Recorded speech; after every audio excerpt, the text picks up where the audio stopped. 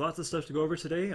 Silver Jewellery came out, so to make it, you make it the same way as gold jewelry. You get the gem, you get the bar, you get the mold, you come over here to the furnace, and you make it. So I'm going to go through every one of these. Let me turn off those game sounds. Pretty annoying. To have the bracelet mold, but there is a bracelet for each one. So for enchanting them, Sapphire enchants Opal, Emerald enchants Jade, and level 3 enchant, which is the Ruby enchant, enchants the Red Topaz. So wrong one. So just like this. Item is the Ring of Pursuit, which is the Opal ring. It has 10 charges when it's freshly made, and its effect is provides a 25% chance to reveal the entire path of an animal being tracked. This effect can only be triggered on the first step of tracking an animal.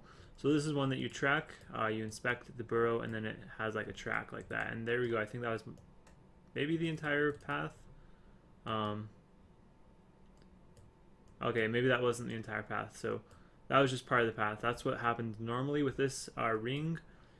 It should, let me check the charges. Yeah, so it still has 10 charges, so that it didn't work that time. But you have to sit here and search the bushes until you find it.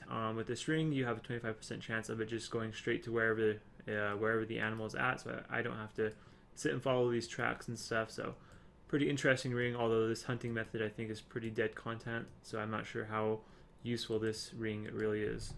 Next jewelry piece is the Expeditus bracelet. So it has 30 charges and it has a chance, so when you wear it you have a chance of a kill on Slayer task counting as 2 with no additional experience. So basically it speeds up Slayer assignments a little bit, but not really, because if you're wearing this, that means you are sacrificing gloves, and you probably have barrel gloves unless you're really low level. So as long as you're higher level, you have a lot better options to wear than this bracelet. I guess maybe I could see it being useful if you're doing if you're just going for a Slayer helmet and you're doing a bunch of what's his name, Turil tasks or whatever, the lowest Slayer guy that gives you really easy tasks. Where you really don't need strength bonus because you're fighting stuff with like 10 HP. Maybe this could be useful there, but other than that, I don't see any use for it. Next is the Dodgy necklace. It also has 10 charges, and let's see if I can show you guys the effect. Fails, both of the fails were normal. Third fail, normal. There we go, see that? I failed twice there, but the first time I failed, it did nothing. I was able to pickpocket him again. So I should have 9 charges on it now. Yep. So I can see that being useful. It definitely is useful for pickpocketing, but the question is it worth it? Is it useful enough to make it worth paying the money to buy this, have an inventory of them, and use them while pickpocketing? I don't know. Through all the Opal jewelry, if I didn't mention it before, that was the Opal necklace, the Opal bracelet, and the Opal ring. Is the Amulet of Bounty. It's an Opal amulet. It provides a 25% chance to conserve seeds when planting in allotment patches. So I think that only applies to these two, but I brought some herb seeds along just to try it out on the herb patch, see if I can get the effect there as well. So let's go ahead and harvest these and see what happens when I plant these watermelon seeds. Alright, so it should take 3. Took 3, so no effect there. Alright, there we go. So if you guys just saw, I only used 1 seed instead of 3, so just conserved some seeds on the watermelon or the allotment patch there. Next up is the Jade equipment. First off, the Ring of Returning. It has 5 charges, and it teleports you to your respawn location. Mine is in Cami, so it teleports me to Cami.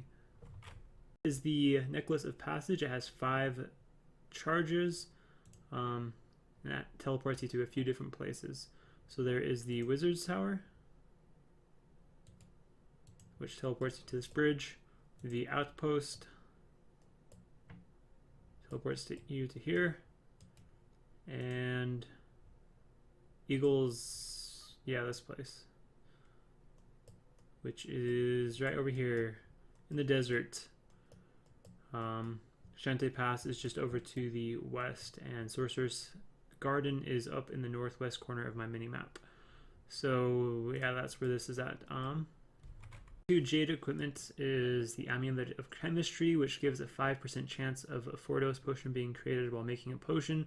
So that is roughly about 1 in 20 potions you'll get a 4-dose instead of a 3-dose. So that'll make Herblore a little less expensive. Actually, the extra dose might not be worth the cost of buying these amulets. You only have 5 charges on it, so you'll get 5 potions that are 4-dose, and then it will disappear. Then the Flamtier bracelet. It helps where you build the little thing for Shades of Morton.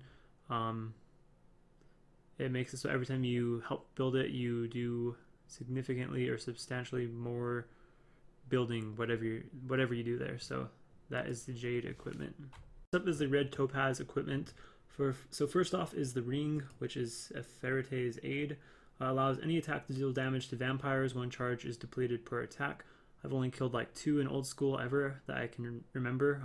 For in Aid of Marique or one of those quests over there in the swamp. Other than that, I don't think I've ever killed any. I'm not sure where you kill them or why you kill them, so I don't know what the point of that is.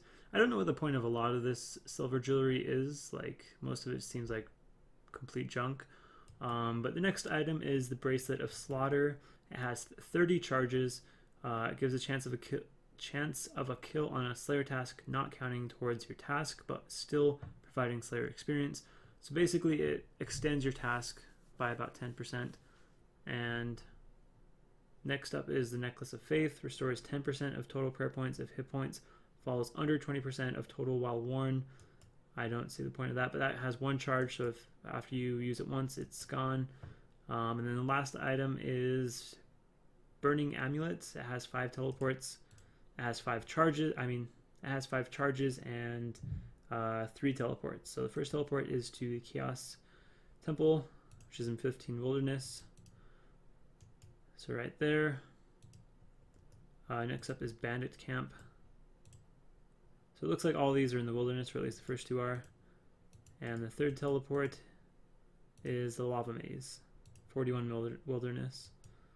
So that is it for all the new silver jewelry. The only ones I see being useful are the teleport ones, the one that gives you a chance of saving seeds for Herblore, saving seeds for farming, the one that gives you an extra dose for Herblore, and that is pretty much it. I don't really see a use for any of the other ones. Maybe there is, but I can't really think of anything, so on to the other updates today. So they also released opened up the tournament worlds for a little while.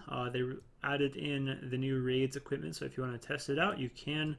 Ancestral, Din's Bulwark, Dragon Crossbow Sword, Kodai Wand, all this stuff, the Twisted Bow. The Twisted Bow isn't going to be very fun because there's no PVM, I think, on this world, so. But everything else should be pretty fun to test out if you've never tried it before. And I think the L is still removed. But yeah, and then they also opened up Castle Wars in this world, so you can go to Castle Wars if you want and test out playing some Castle Wars. The Fire Max cape, so looks a lot better now. It's animated and brighter, so that's pretty cool. And that's pretty much it. There's some in other news. So the Fire Max cape has been updated to animate and look brighter. If you boost a stat and it hadn't already boosted any stats, your stat boost is now more likely to last for longer before restoring down. While Premier Club closes on Sunday, you may continue to upgrade an existing package from the Bond's membership package interface. You can now catch bats barehanded in raids at level 99 Hunter. The Vanguard now have their health bars visible throughout the fight. That's something in raids that's really helpful. The tooltip for Augury Prayer has been reworded for clarity. The text change does not affect the prayer's effect, so that's pretty nice. It's a lot clearer now. It boosts your magic defense and your melee and range defense. Before it was kind of unclear, so that's nice that they confirmed that it does both. It boosts both of them. The Gazard Warlord in Tree Gnome Village is once again vulnerable to safe spotting. Corrected the spelling of the Dexterous Prayer Scroll. You no longer get the message about a raid starting without you if you are not in the raid's lobby area. So that is it for all the updates today. Thank you guys for watching. See you next time.